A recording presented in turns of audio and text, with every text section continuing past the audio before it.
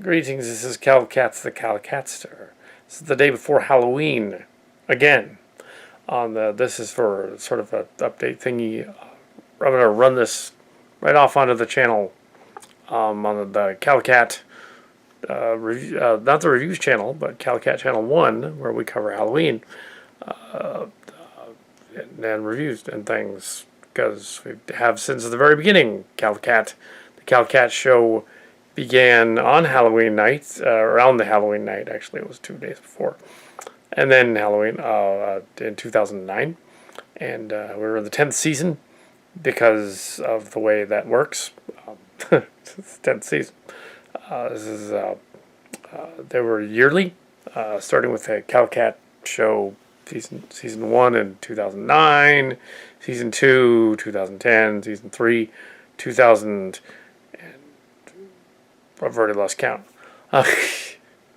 Let's see, season 1, 2009, season 2, 2010, season 3, 2011, season 4, 2012, season 5, 2013, season 6, 2014, season 7, 2015, and then it was technically canceled, but we kept going anyway with reviews and updates. And went over to the reviews channel and did that. That exploded. Now we have over 510 videos, so it's really, really awesome. But this one has less than 300, and so this is just season 6 was 2016, season 7, 2017. Okay, that's what I was trying to say. Yeah. So we're in 2018 now, so that would be season 10. It's like reality TV. Anyway, so yes. Oh yeah, I'm gonna put this up real quick. Yeah, Halloween. We have a costume. I have a costume. It's gonna be funny. I think so. You see, this is gonna be Halloween. We bought pieces of it at Fanime, which is the only place to buy the costume. Fanime. It was Mark's Cards approved, and we have some Mark's Cards approved at makeup as well. Mark's, he's doing fog machine, creepy sort of environment in his house. Next year, Halloween falls on a Thursday, like it did 7 years ago, so 6 years ago. So we will see whether we have a crossover or not. That would be awesome. To have a Halloween crossover again. Yeah. So tomorrow we'll be reviewing a movie on this other channel. It usually doesn't review movies because I have a special movie. I will actually. Okay, just a little snippet. Tomorrow's Halloween special for season 10 will be this. Haunted Wine Country. Haunted Wine Country. This is a film tomorrow. Yes, we'll find out what that is. It has everything to do with the production and cast and people of the Nerd-Racking Theater. They made a movie, so I'm gonna watch it. We will see whether their feature film is up to the snuff of being a horrific adventure. Let's see, they made a movie. They have also done new creature features available on Coffee TV 20, so check that out. It's cool. Yeah, it's a new cast since a year or so ago. And yeah, and so I think it's 20 or 36. They're 20 or 36. It's one of those. Yeah, and then there's and I have not been on it. Yeah, but there's also a thing down the line in the works of whatever related to the Blair Witch parody. Next year is going to be 20 years. 20 years for the parody. We did a sequel to the 1999 one in 2014. I think it was late 2014. Yeah, Blair Witch 2. And then they made another Blair Witch parody, an actual Blair Witch remake in 2016, and so there was a third one. Now there's going to be a fourth one, and it's sort of like a Halloween H2O spoof kind of idea, the 2.0, and tentatively it's going to be filmed at the convention center, and weirdly enough, come out in the summer instead of on Halloween. Oh, but yeah, so next summer. Got to finish Chimera first. But Halloween, we can do that tomorrow, so we're going to watch the film there. Probably can't show any footage from it, but I will watch the film and review it. So, tune us in on Halloween night. This is for 2018. And here is last year.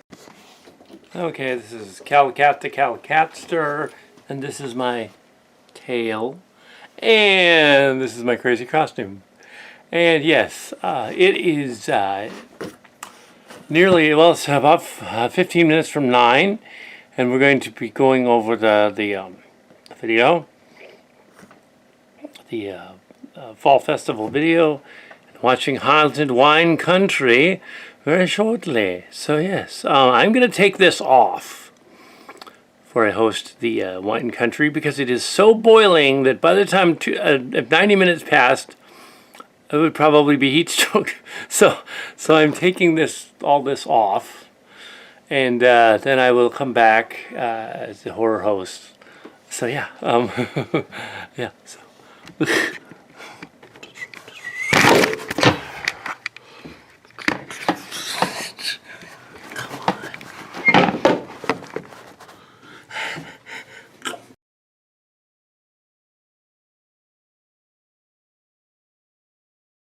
To the rest.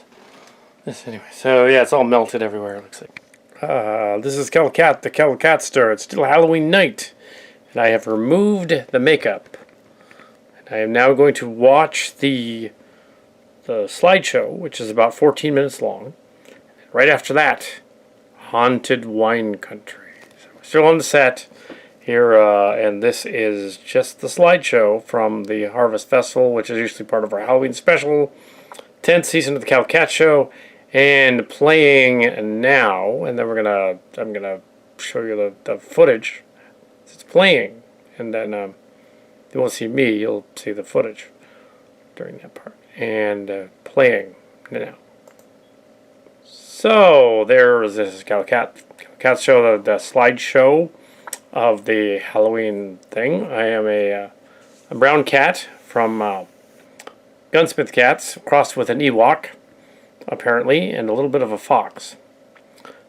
Kind of everything. A little bit of everything. The ears and the tail were from Fanime about 6 months ago.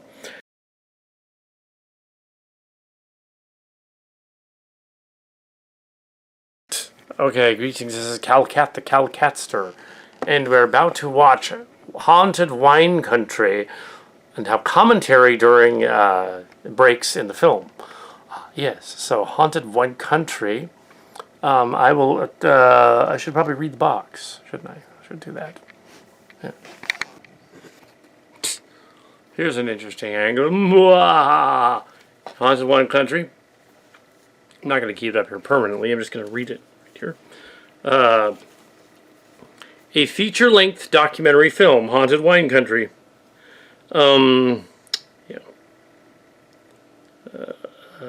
Distributed by Tom Weinrich, hosted by Lori Jacobsow, Cian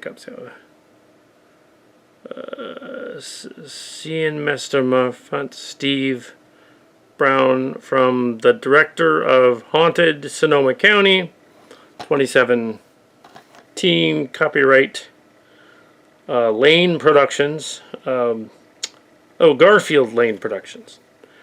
A Haunted Wine Country, a documentary film. Travel across Northern California's wine country to haunted locations. Visit historical places in Napa, Sonoma, and Mendocino counties. We have another Haunted Wine Country, and that's niece Erica's wedding that was in that same area. It wasn't haunted. We haunted it. Here is, that was just recently, so... we can put a YouTube version of that video up there. We have to make it YouTube safe though, so there's music in it. Anyway, so that we have, that's a SAP movie. So we're going to give you that. But this is different. This is Halloween. For more, it says on the back, for Haunted Wine Country, for more than a century, the natural beauty of Northern California's wine country has drawn people from across the globe, but among the hard-working residents who made their homes there more than a century ago lurked a seedy and dangerous element. Gamblers, thieves, prostitutes, murderers, even pirates. Death or ruin traveled with them, and long after committing their untoward deeds, the spirits of many remained there, roaming the hillsides, frightening current residents, and turning the otherwise serene area into a haunted wine country.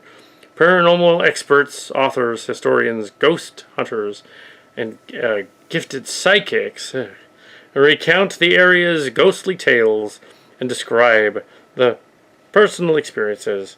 Laura Jacobson, Hollywood Haunted. And then there's a bunch of creator characters, paranormal characters. There's a Jeff Drider, who's a PhD in paranormal investigation. How'd you like to be a doctor in the paranormal? And then you have Edwin McFarlane, Napa County Ghosts and Legends. We have Devin Sisk, Napa City Ghosts and Legends. Assuming that's not a doctorate. Douglas Carhaman, Northern California Paranormal Investigations. Tam Benjamin, NorCal Paranormal Investigators. And Carla Haney, Sonoma Ghosts. And Danielle Sullivan, Evan Atwood, and Frank Everson. And produced by and directed by Tom Winrich. Yep, Tom Winrich. Yep. And Laurie Jacobs, produced by Laurie Jacobson. So she produced, directed it, and then they wrote it. Okay. Yeah, characters from Creature Features. Yes, wrote this. So the new one, actually. So we are going to watch the spooky movie. Yes, I can't show you clips from it, though, because it actually is a movie, and I can only talk about it. So also, this movie had the unfortunate audacity of happenstance of coming out literally a month after the Sonoma fires, and they couldn't release it to the mainstream Hollywood. So I ended up getting a copy of this at the convention. I think it was the I don't think it was Fanime. I think it was Comic-Con. That was before Fanime, and they gave me a copy. I bought some other stuff, and they gave me a copy of complimentary. Buy one, get one free. So yeah, that was at the other thing. That was cool.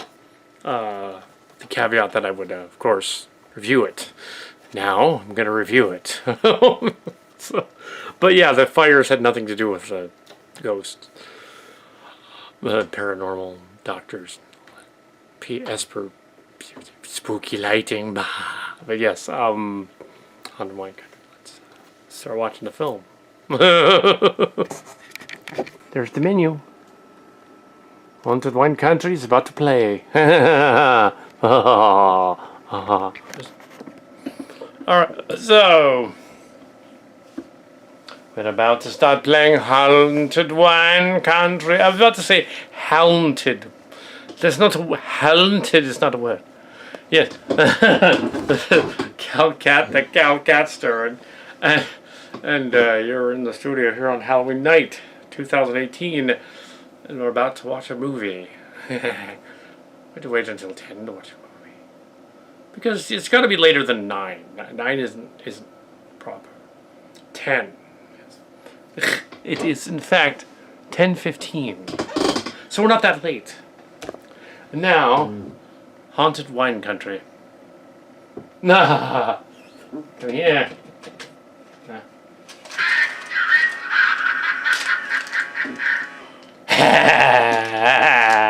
Happy Halloween!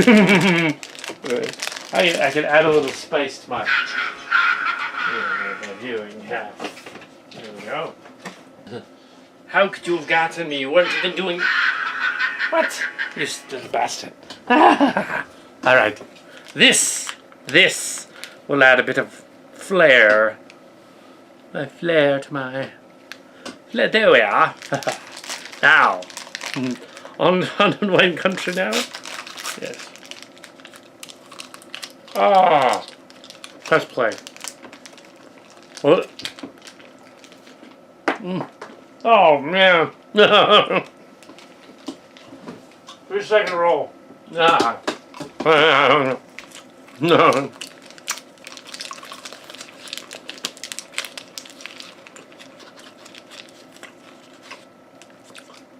We are watching Haunted Wine Country. Too bad you can't actually see it because we get in trouble with YouTube.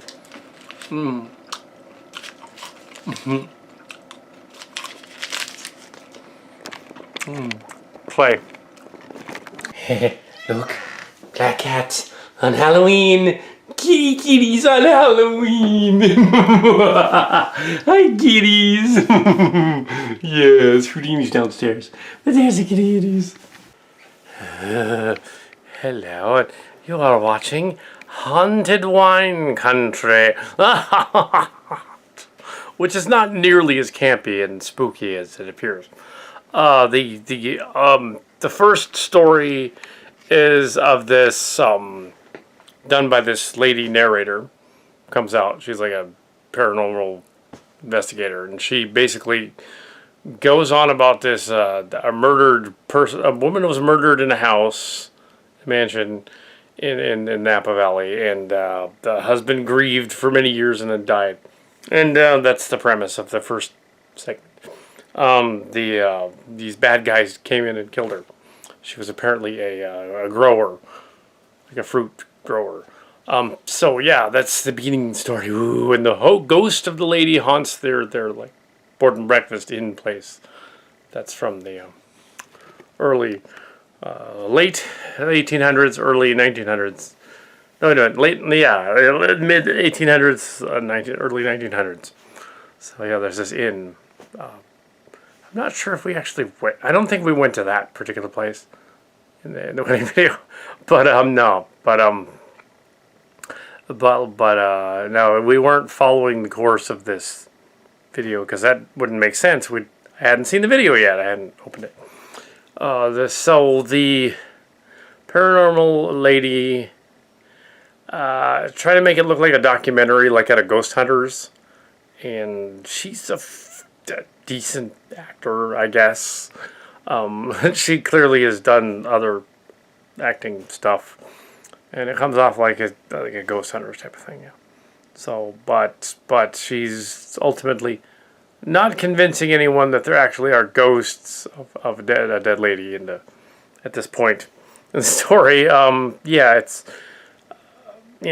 I guess, and then then they begin with then they go into another older man who does a narration on them as well, and goes to the gravesite of the two people that were killed. One person was killed, one person died later. And he's a little bit more, he tries a little bit more to be, a sort of a investigator, actor type of guy. He tries to be a little more, have a little more gravitas, because he's sort of grizzly and old looking. She has bright red hair, and she's not terribly convincing. He's a little bit better at it, so yeah. So we'll see and then he segues into another scene where he starts talking about a haunted board and breakfast, another place, heavily trafficked, which looks a little bit like a place that we saw in the wedding thing. But it's probably not. No, I'm not saying there's any connection, really. There isn't. And one of the producers, Steve Brown, is of no relation. Without an E. But that would be interesting. However, the famous psychic Sylvia Brown with an E was a distant cousin. Anyways, so on to the next thing but did she see it coming? I don't know. Happy Halloween. No, next segment.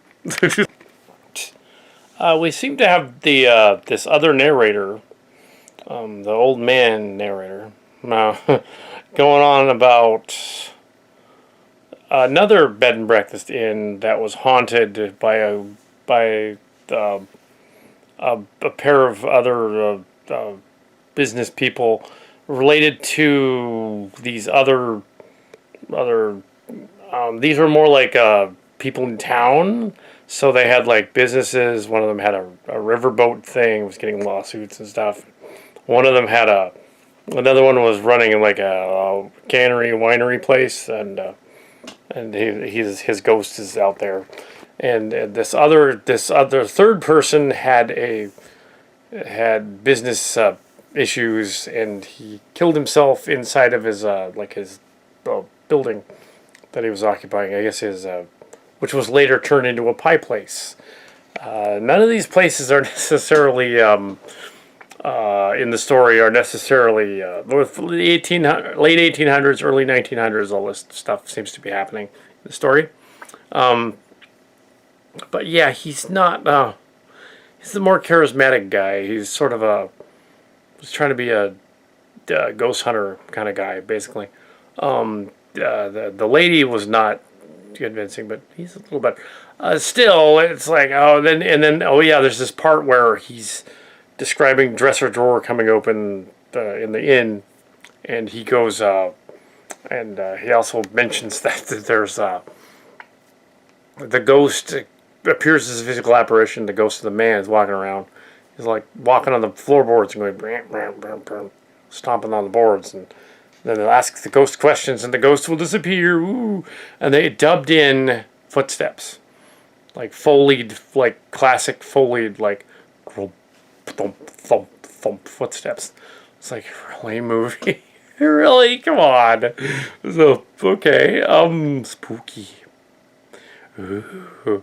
But yeah, the guy that killed himself in the inn in the restaurant, which is now Pie Places, he also his people see his body hanging from the ceiling. Ooh, yeah. So it's basically We're basically watching a movie version of Ghost Hunters, but set in Happy Valley. Yeah, with a little less of the flair of that show. That show was more like they would turn on like cameras and make it look like stuff was going on that clearly the gaffer or one of the other crew were like walking around in the background doing stuff to them. This one, they're trying to make it a serious documentary, so I'll give them that they're trying to do that, but it's like they're still not really, I had never heard of haunted wine country before, but yeah, it's an old Ohlone burial ground. Oh, no, that's over here. The foothills. But yeah, no, yeah, like in Poltergeist, yeah, I've seen some stuff. Oh, yeah. This is coming from a guy that helped to lead a Ghost Hunters panel, so at ACON back in 2011. So. With Brian's story. Some other people. It was awesome. Yep. Wasn't very many of us there, so it was fine. Basically, their panel closed, so they ended up in where we were. And they did the panel. Yeah. So we have some experience being a paranormal investigator, and he was in a Ghostbusters outfit, which is just okay. That nails it right there, because it was just great. Yeah. So. This fella here talking, he's a smooth talking gambling type of guy. Probably looks kind of like a. Well, I'll see the screen capture here. Here he is. Yeah, there he is. The guy. Anyway, so there's our lady narrator. Is she trying to be Janine from Ghostbusters? Anyway, you're watching Haunted Wine Country. You're watching Haunted Wine Country, and our next segment was actually by the guy. The older man, he's talked for about 15, 20 minutes so far about a lot of other stuff. He went on about a lady who worked at a winery who had several children 130 years ago, and she died of suicide, eating poison, because she was depressed, having lost her like 8th child or something. Yeah, and they at the end of the clip, he shows clips from the winery. And he shows these spooky barrels in the dark. And then he shows a special effect, a ghostly apparition special effect of a Western saloon lady in blue, sort of floating among the winter stuff. And yeah, okay, yeah. And the last time I saw something floating out there in the winter place, I was just drunk. But yeah, turned out it was actually, yeah. No, just kidding. That's what he was saying. Yeah. So now the lady's talking about something new. And I will play that and then go back to that. You know, oops. It's funny how they seem to have this idea that they're paranormal investigators are somehow serious. Like they're like these are like people that can actually get a degree in paranormal activity and go around looking for ghosts. Okay. I wouldn't mess with that really. But I did investigate the Toys R Us ghost, which they should do. I think that Toys R Us is now closed, but I did investigate that same place that Sylvia Brown went to, the haunted Toys R Us in Sunnyvale. Yes, I determined the ghost was quiet. Ooh. However, there was a blinking, faulty light on a Lego display that was going. Could have been the ghost. This is Calicat, the Calicat store. You're watching me review a movie that I can't show any footage of from because it's like a Ghost Hunters episode. Haunted Wine Country. And this is my sort of commentary, really more than a review. Yes, the latest one is about the courthouse, the Justice Courthouse Napa thing, which we did drive by. We didn't go inside. We did see that. That was where the last public execution was. This Roe fellow in 1899. The other last California hanging was actually in San Jose, in St. James Park. So there was a hanging there too. So Napa Valley has another hanging. I think that was so. Yeah, but I don't know if St. James Park is haunted. I don't know. but yeah, this is something similar. So the ghost of the last hanging guy walks around and looking for a way out of the courtroom. Yes, and they showed like overexposed old West pictures from the time period, and and spooky music, of course. Of course, you have to have spooky music because But yeah, haunted wine country, the courthouse, haunted wine country. Gee, I wonder why these things were not mentioned on the Ghost Hunters episode we covered. Oh, they were. I don't know. So, still watching it. Okay, to clarify the segues here, we've got McFarlane,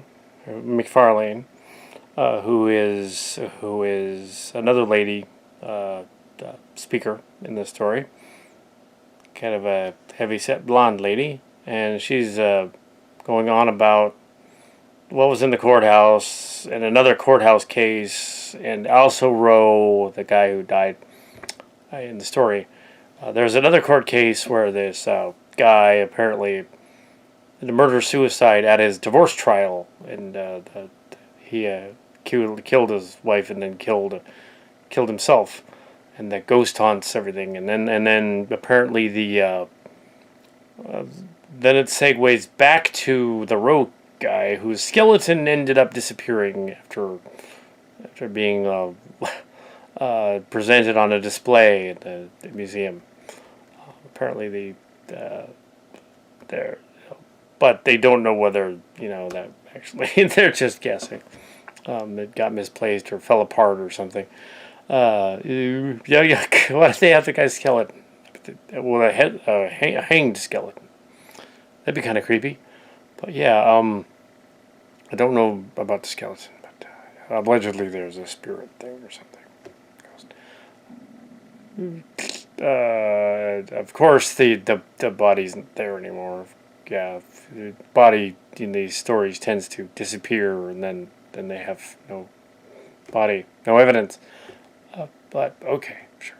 At least she's, although it has a nasally voice, she's a little more earnest than the other two. I think she's trying really hard to come off as a psychic. I think she's the psychic one.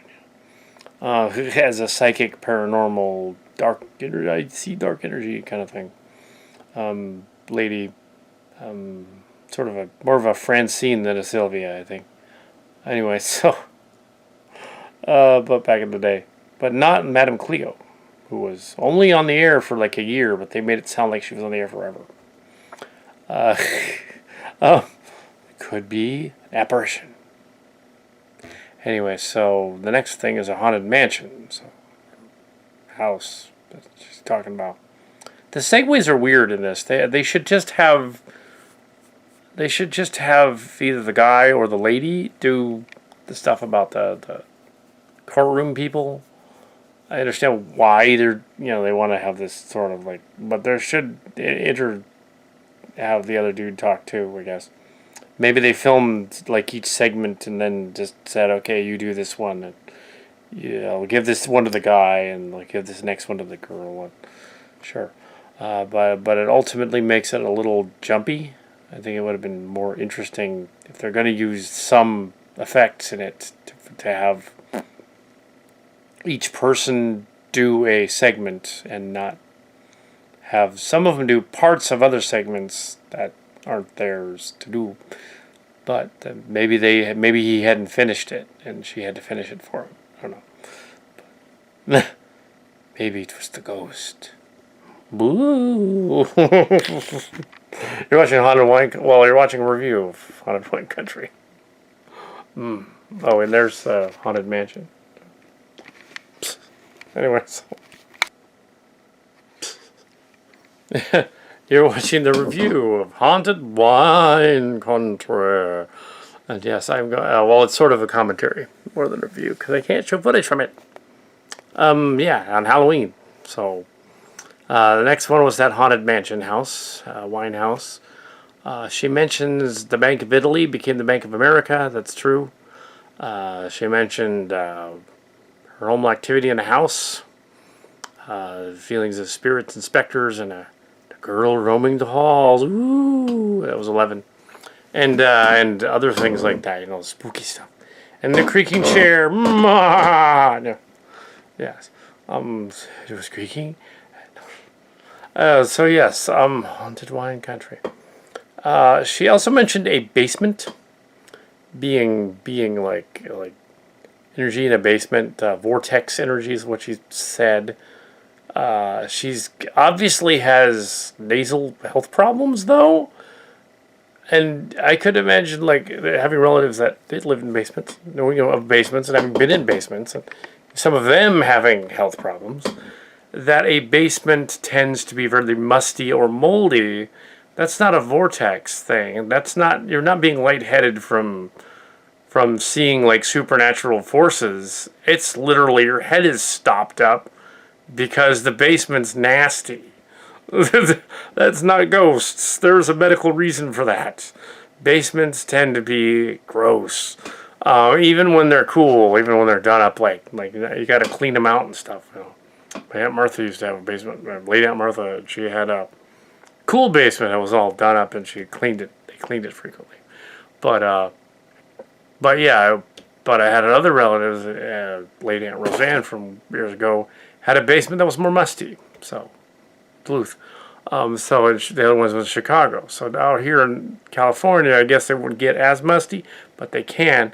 The old farmhouse that I stayed at with the relatives was pretty musty inside, pretty moldy.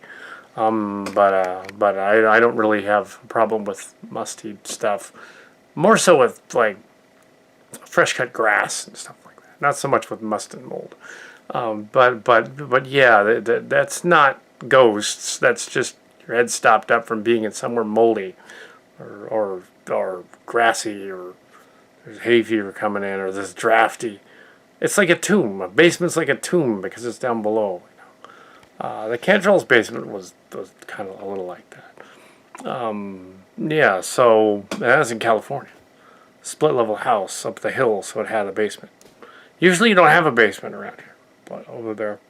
But yeah, so in terms of that particular story, I can say scientifically that that's not paranormal. The basement's musty. That's all it is. Anyway, the next thing is a new guy, who's a younger guy, and he's talking about the devices used to detect the paranormal on Haunted Wine Country. And this is where it goes into the territory of ghost hunters.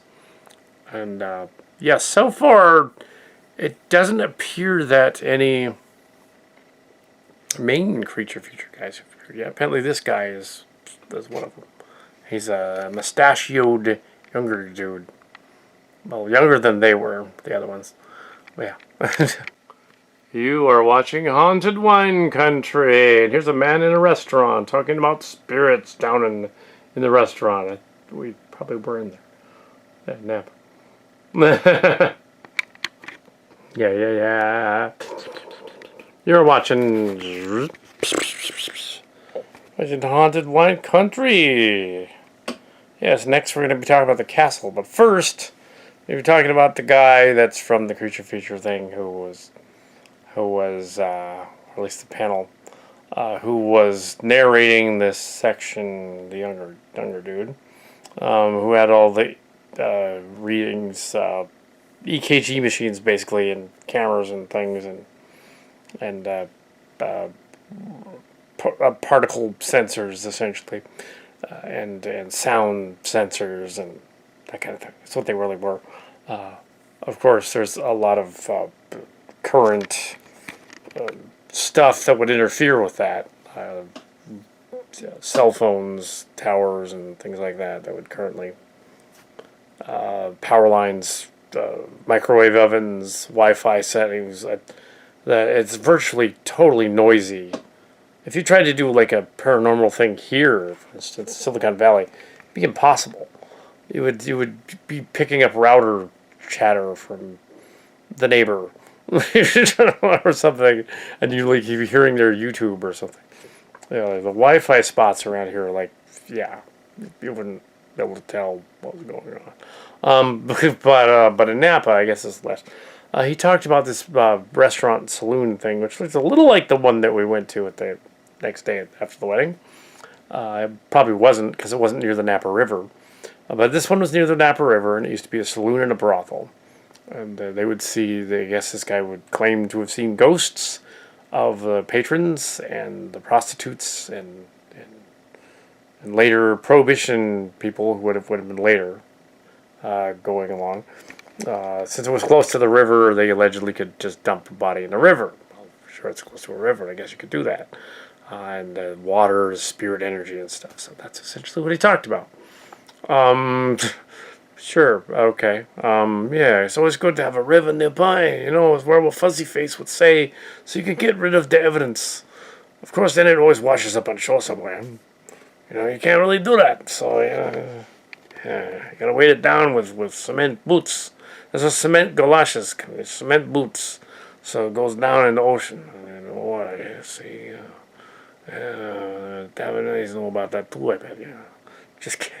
No, they don't. Oh my goodness. I watch too many movies. Now, okay, he was talking about the haunted castle and 1600 royalty people and stuff like that. And the haunted castle. Going on about the castle. And there's a ghost that apparently only talks to the royals that's there. The problem is that when he gets to the end of his spiel, really tries hard to make his spiel work. He says the castle was only built in the 1990s, but there's still ghosts there. It's like they built it in the 1990s. It's only maybe 20 years old. Not haunted. I guess it could vaguely be. It'd be poltergeist, though, wouldn't it? because it would have to be. We built in the 90s. Yeah, it's a mock castle. It's sort of like a Hearst Castle, but different. They wanted a Napa version. And then he's going to talk about the Opera House. Yeah, the Opera House. So, was the Opera House.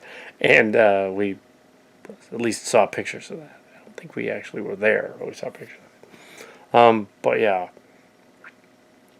So, yeah, a lot of the other stuff, like, there was a big fire in Napa Valley in 2017, so a lot of that stuff, massive fires through town, took out a lot of that stuff that's probably on the video. So I don't know what all is missing, but probably a lot of these places are probably more haunted if they believe in hauntings than they were before because there's fire.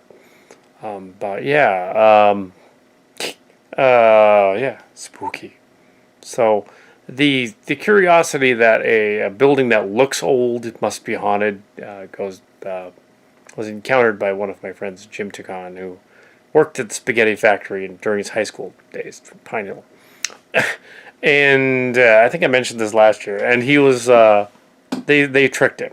They basically would new employees. They would the other employees would stack up chairs weirdly or drop things or just to fuck with you, just to mess with you.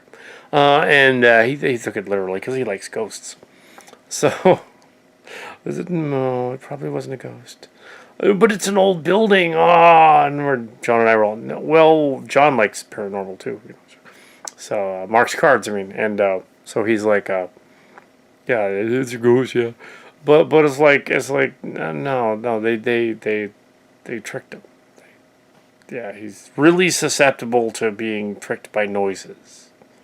There's several occurrences of tricked by noises things, whereas we would be like, no. I recall because he liked the Blair Witch Project, we would like mess with him like at night. We'd be like have a stayover after that movie came out, and we'd be all screwing around, like scratching the wall. Mark's cards, and I would be like, literally like, next day we'd be like, yeah, we did that. Oh no, I heard this scraping noise. You couldn't have. You were asleep. I was like, no, we were behind the wall going. It was us. We totally did that to you. Tim was all. I was like, no. Well, Spaghetti Factory wasn't us though. It was the employees. Anyway, so now the haunted opera house. Opera houses should be haunted. I mean, Phantom of the Opera. Spooky. You're watching Haunted Wine Country. Halloween night. Yes, hello, it's the Catster, and you were watching, yeah, live Halloween Country. Yeah, so the Opera House part was a guy narrating about these, this riverboat gambler couple, which the riverboat gambler lady later went to work at the Opera House, and apparently she had a lover, and the husband found out about it, went to the Opera House, and he cacked her and the lover, and then himself, basically, and now there's a ghost. Ooh, that was not nearly as scary or cool as it implied.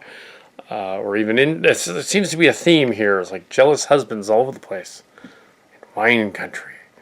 But yeah, next we have someone who, a lady who claims that she lived in a haunted house and knows firsthand about impressions of spirits in battlefields.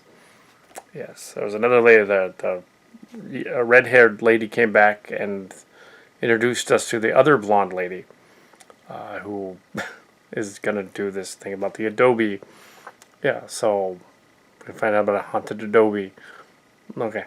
Well, you're watching Haunted Wine Country, Napa Valley. There's some places that are vaguely featured in the wedding video. But, yeah. Not on this. That's not related. Yeah. Yes, we're watching the Haunted Wine country, Haunted Wine Country, the Haunted Wine Country review commentary. Mainly, this section is about the haunted asylum.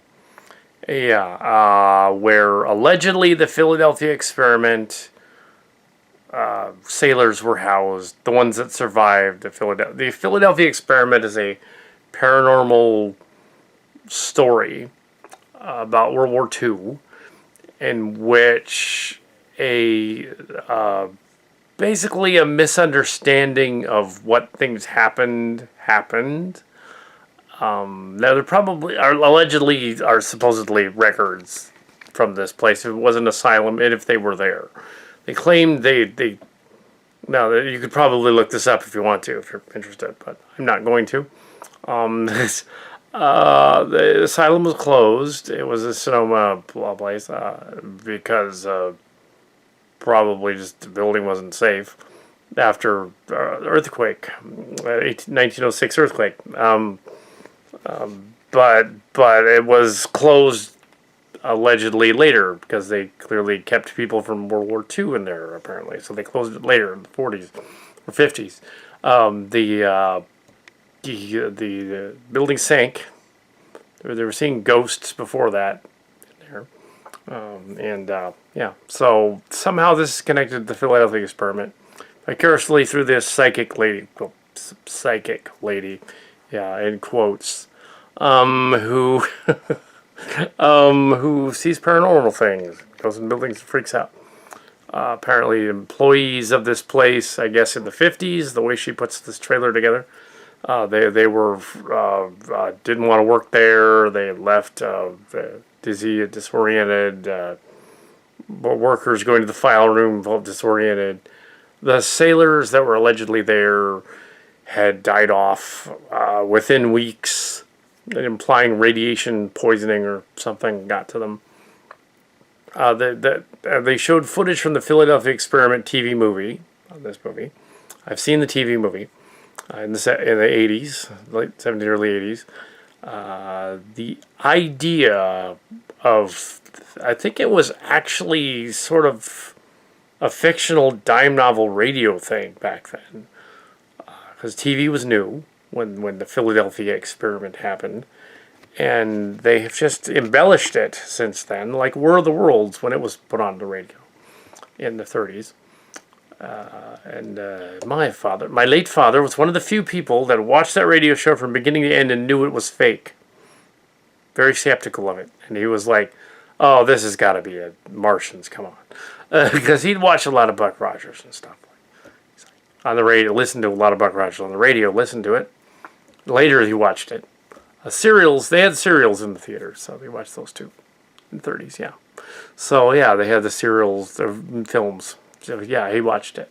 But yeah, the radio show did not freak him out when he was a young teenager. So anyway, or a middle teenager. Yeah, the Philadelphia Experiment was basically the idea as a paranormal slash alien slash spooky thing. It was originally told in a bar after the war. The guys in a bar, that's where it came from, Philadelphia, I presume, talking about their radar invisible ship that had become literally invisible. The radar invisible ship allegedly went through time and space and came to another point in time and space. In the TV show, they sort of Outer Limits kind of thing, you know, from back in the day. But yeah, which also was from the 50s. The time and space, not to the 80s as in the storybook, but somewhere else. When it returned from time and space, people were in the walls, people were stuck to the ship, people disappeared or reappeared. It was interdimensional travel thing. A similar thing is the Nazi diving bell, which was a green silo thing that they think was a spaceship thing, because it looked kind of like a rocket launch thing. And that was the future, the Kecksburg bell, different thing. That kind of thing, screwy sort of paranormal time travel thing. Whereas in the case of this story, this lady's convinced these people were housed in an asylum. There would be records of that. But curiously, she says the people that had the records were freaked out and didn't want to go back in the building to get the records. So I don't think it's shenanigans. I'm thinking there wasn't anybody from the Philadelphia experiment in there. And they claim they all died. Of course they did. Of course they all died. Became ghosts. And years later, the ghosts were haunting the building, and then they closed it. So and she said she couldn't even go to the building. It freaked her out. Maybe it was the radiation as well as the other stuff. Well, I would think that radiation from radiated sailors would be detectable now. If they were that, toxic from radiation, they'd be able to get some of those counters that guy had and go in there and go and see whether there's radiation in there. Geiger counters. That would tell them definitely whether there was actually radiation in the building from something. It wouldn't tell them it's them, because effect and cause cannot precede each other. And also the Occam's razor indicates the simplest solution would be the truth. If there is radiation, it's from something else. Maybe there's, I don't know, I don't know where they would have radiation in there. Maybe some idiot put plutonium in there for some reason. I don't know. Maybe there were people radiated from something else. Maybe they came back from Hiroshima and ended up in there. That would do it. Something like that. Or some other experiment. And the government in the 40s probably did do a lot of things they didn't realize were bad. I know that in the 50s, when that stuff was new, they were just using radiation on people, not knowing it was dangerous because it would do stuff.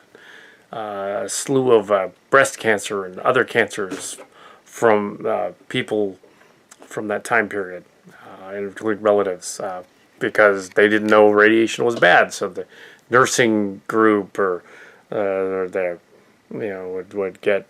would use just the X-ray machines, just get them out there and just use them without any protection and stuff. And it messed people up. So that's entirely possible that they had X-ray machines in that building that were messed up that caused the radiation. That lady not wanting to go in the building, that's ridiculous. I'll go in the building. But and say, oh look, it didn't do anything to me. But sure.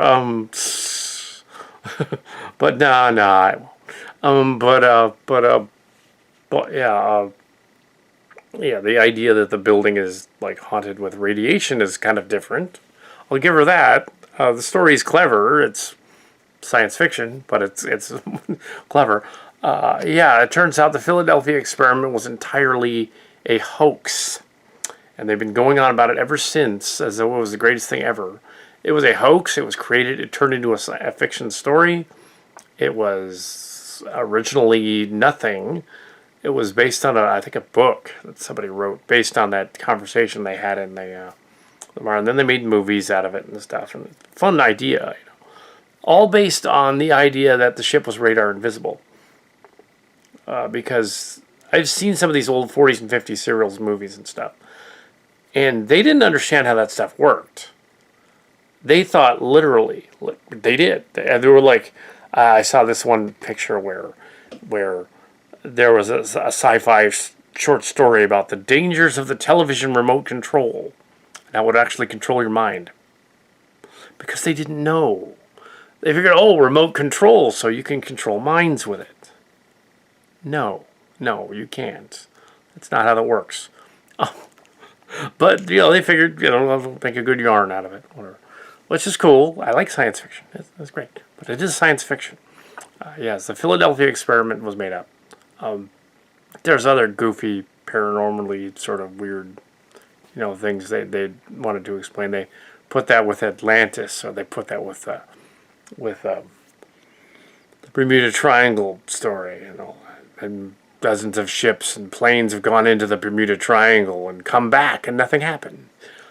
In the late 90s, they actually found the remains of what possibly was Flight 19. Just they went out into the sea and they all drowned. Planes crashed. So they found the plane. They're not disappeared. They're there. I'm assuming that the Eldridge, the ship from the movie here, is the footage they showed is not the Eldridge, but some other ship in the rotting bay over there. It's another ship. Because the ship from the Philadelphia experiment was make-believe. It was not actually a ship. It was... Somebody told a story. It's not the same ship. If the rusted ship in the story is not the same ship. So it was a story. It would be like... but Flight 19 was weird because that was where they got lost. Because they went up into the vortex thing. I've seen that kind of stuff in planes and jets and planes and stuff. And it's not a vortex like space, like time travel. And they were also seeing like pictures in the walls saying glass gives a paranormal picture of something. No, that's not what they're seeing. They're seeing after images. That's not ghosts and auras. That's something, yeah, silly. But let's let the movies, they're being funny. But they're not trying to be. They're trying to be serious. And yeah, so... That's my little tirade on the Philadelphia experiment. And they found Flight 19. They didn't find Atlantis. They thought recently they'd found an African Atlantis, or something that looked similar to it. But they didn't. That was make-believe, too. Yeah, I could talk. It's just not about Atlantis, but it's about Haunted Wine Country.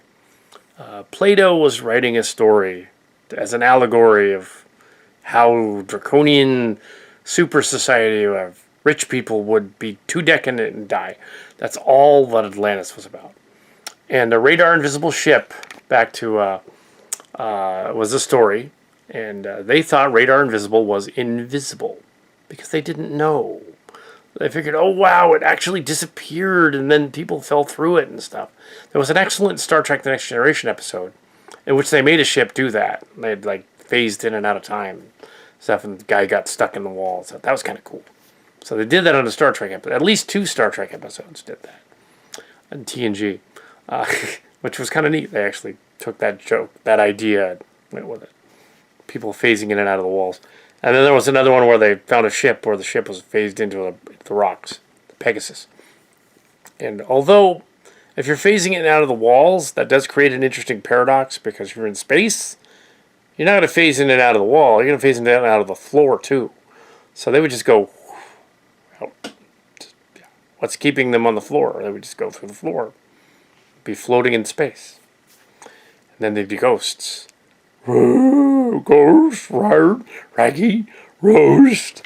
Anyways, you're watching Haunted Wine Country review. And I just ranted for about 10 minutes about the Philadelphia experiment. A cool story, mind you. It's a fun story, but it's a story.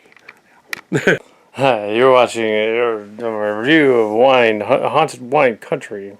It's almost over. It's after midnight, and yeah, it's long. So this is the part where they went to the Silk Mill, and there was another speaker talking, a guy. And a lady. There was also.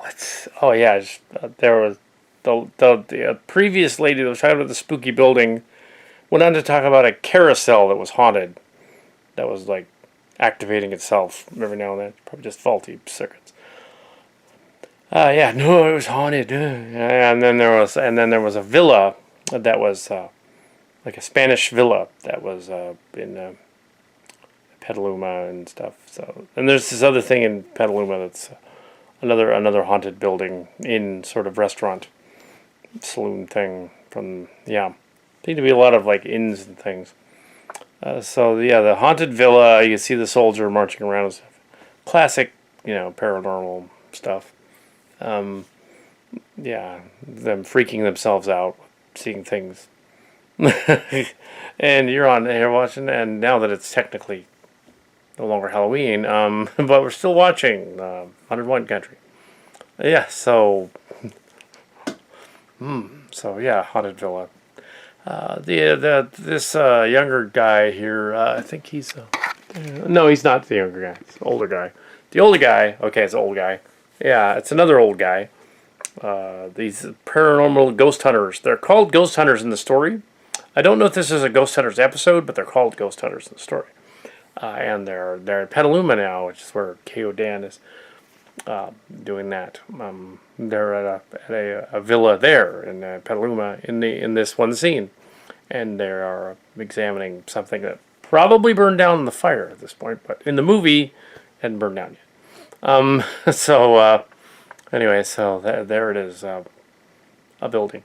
Another building that I don't think the restaurant was the restaurant from the other story, ghosts or yeah, who knows. Hard to tell that the wines and spirits weren't actually wines and spirits and not spirits from another plane. Yeah.